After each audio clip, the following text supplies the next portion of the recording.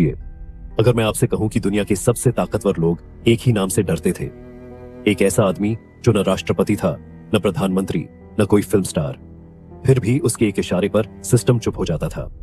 आज की कहानी उसी आदमी से शुरू होती है और वीडियो के अंत तक आप समझ जाएंगे कि यह सिर्फ एक अपराध की कहानी नहीं है, ये पूरी दुनिया के पावर सिस्टम की असली तस्वीर है। Jeffrey Epstein. यह नाम सुनते ही दिमाग में एक सवाल आता है, आखिर ये आदमी था कौन? क्योंकि जो कुछ भी इस नाम से जुड़ा है वो सामान्य नहीं है। एप्स्टीन का कोई बड़ा बिजनेस एम्पायर नहीं था, ना उसने कोई कंपनी बनाई थी जिसे लोग पहचानते हो। फिर भी उसके पास प्राइवेट जेट था, प्राइवेट आइलैंड था और दुनिया के सबसे बड़े नेताओं का फोन नंबर था। अब यहीं से कहानी खतरनाक हो जाती है। अक्सर हम सोचते हैं कि ताकत सिर्फ सरकार के पास होती है, लेकिन असलियत यह है, सबसे खतरनाक ताकत उन लोगों के पास होती है जो पर्दे के पीछे रहते हैं। एप्स्टीन उसी पर्दे के पीछे की दुनिया का सबसे बड़ा पीछे चलते हैं। एप्स्टीन न्यूयॉर्क में पैदा हुआ। शुरुआत में वो एक स्कूल में मैथ्स पढ़ाता था, कोई बड़ी डिग्री नहीं, कोई बड़ा बैकग्राउंड नहीं। फिर अचानक वो अमीर लोगों के सर्कल में कैसे पहुंच गया? यहीं पर पहला बड़ा सवाल खड़ा होता है। रिसर्च बताती है कि एप्स्टीन की सबसे बड़ी ताकत उसका नेटवर्क बनाना था। वो ऐसे लोगों को जोड़ता था जिन्हें एक दूसरे की जरूरत थी। राजनेता, बिजनेसमैन, मीडिया के लोग और कानून से जुड़े चेहरे, सब एक दूसरे से अलग दिखते थे लेकिन अंदर से जुड़े हुए थे। यही वो पॉइंट है जहां से एप्स्टीन सिर्फ एक आदमी नहीं, एक सिस्टम बन जाता है। अब ध्यान दीजिए इस बात पर। एप्स्टीन का जेट लोलिता एक्सप्रेस कहलाता था। यह नाम कोई मजाक नहीं था। इस जेट से दुनिया के ताकतवर लोग उसके प्राइवेट आइलैंड तक जाते थे और हर फ्लाइट का रिकॉर्ड मौजूद है। मतलब जो हुआ वो लिखा गया। लेकिन सवाल यह है, अगर सब रिकॉर्ड में था तो फिर इतने साल तक कोई कार्रवाई क्यों नहीं हुई?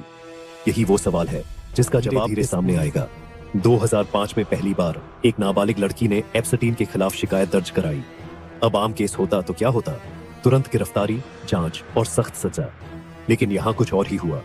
एप्स्टीन को एक डील मिल गई, कम सजा, ज्यादा आजादी। वो जेल गया भी तो दिन में बाहर आने की इजाजत थी। अब सोचिए, किस अपराधी को ऐसी सुविधा मिलती है? यहीं से सिस्टम की सच्चाई सामने आने लगती है। रिसर्च कहती है कि इस केस में कानून कमजोर नहीं था, बल्कि जानबूझकर कमजोर किया गया। क्यों? क्योंकि अगर एप्स्टीन टूटता तो उसके साथ बहुत सारे बड़े नाम भी डूब जाते। यहीं से एक और शब्द सामने आता है, ब्लैकमेल। कई जांच रिपोर्ट्स में यह दावा किया गया कि एप्स्टीन अपने घरों में सीक्रेट कैमरे लगवाता था। अब अगर किसी ताकतवर व्यक्ति की कोई गलत हरकत रिकॉर्ड हो जाए तो सोचिए, पावर किसके हाथ में होगी? यही वजह मानी जाती है कि एप्स्टीन सिर्फ अमीर नहीं, खतरनाक था। अब यहां एक बात साफ समझ लीजिए, इस वीडियो का मकसद किसी को दोषी ठहराना नहीं है, लेकिन ये केस एक आदमी तक सीमित नहीं था, ये एक नेटवर्क था। और जब नेटवर्क इतना बड़ा हो तो सच धीरे धीरे ही बाहर आता है।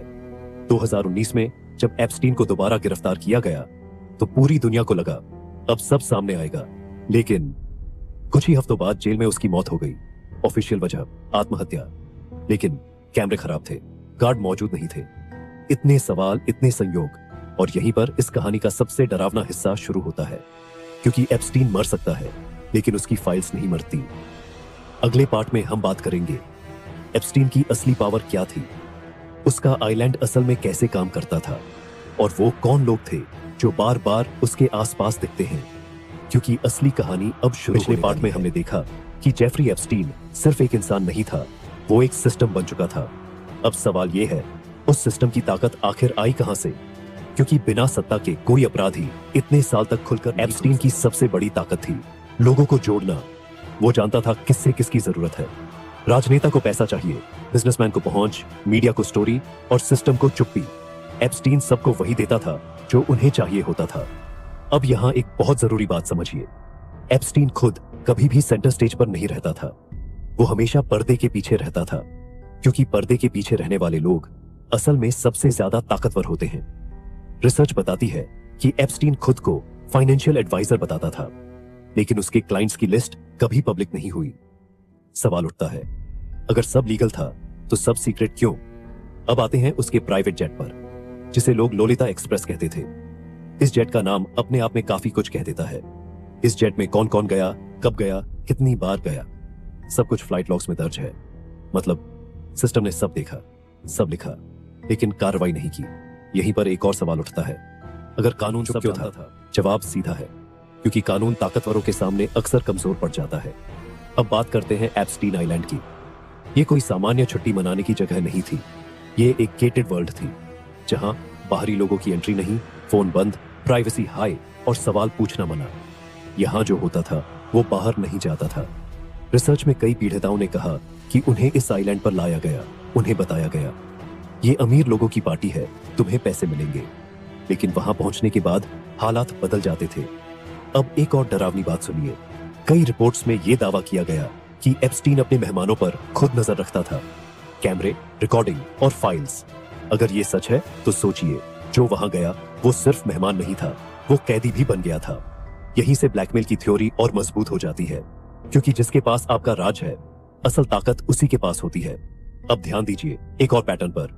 एप्स्टीन के आसपास ज्यादातर वही लोग थे जो कानून समझते थे या सिस्टम को चला सकते थे। ये कोई संयोग नहीं था, ये सोच समझकर बनाया गया नेटवर्क था। 2008 में जब एप्स्टीन को पहली बार सजा मिली, तब दुनिया को लगा अब सब खत्म। लेकिन हकीकत ये थी, वो सजा जैसी थी ही नहीं। दिन में बाहर जाने की छूट, कम समय की जेल और फिर सब कुछ नॉर्मल। अब सोचिए, अगर एक आम आदमी ऐसा अपराध करता तो क्या उसे ऐसी डील मिलती? बिल्कुल नहीं। यही फर्क है पावर का। एप्स्टीन का नेटवर्क इतना मजबूत था कि उसके खिलाफ बोलना खुद के लिए खतरा बन जाता था। कई गवाहों ने कहा उन्हें धमकियां मिली, डराया गया, चुप रहने को कहा गया। और मीडिया? शुरुआत में मीडिया ने भी ज्यादा सवाल नहीं पूछे, क्योंकि कई बड़े मीडिया हाउसेस भी उसी पावर सिस्टम का हिस्सा थे।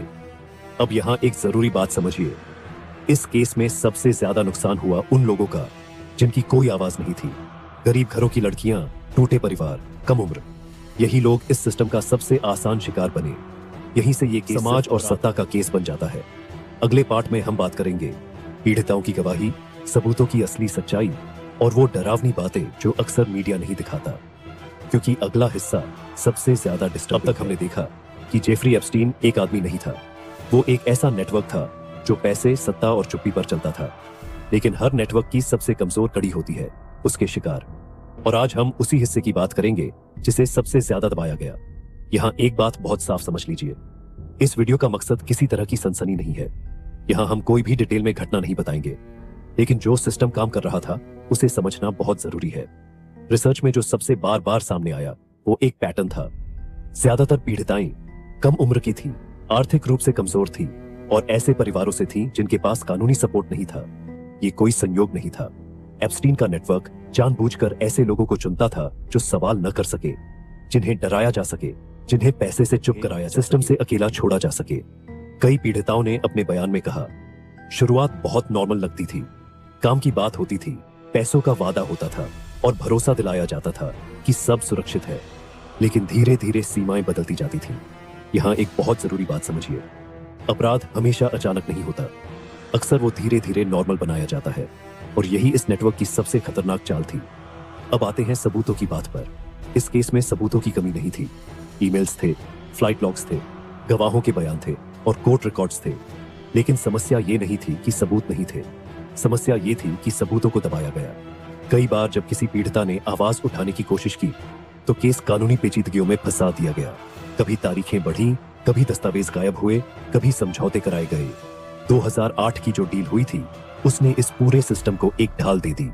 उस डील ने एप्स्टीन को ही नहीं, उसके संभावित साथियों को भी सुरक्षित कर दिया। अपनी बात अब यहाँ कुछ रिपोर्ट्स में यह सामने आया कि कुछ पीड़िताओं को दूसरी लड़कियों को लाने के लिए पैसे दिए गए।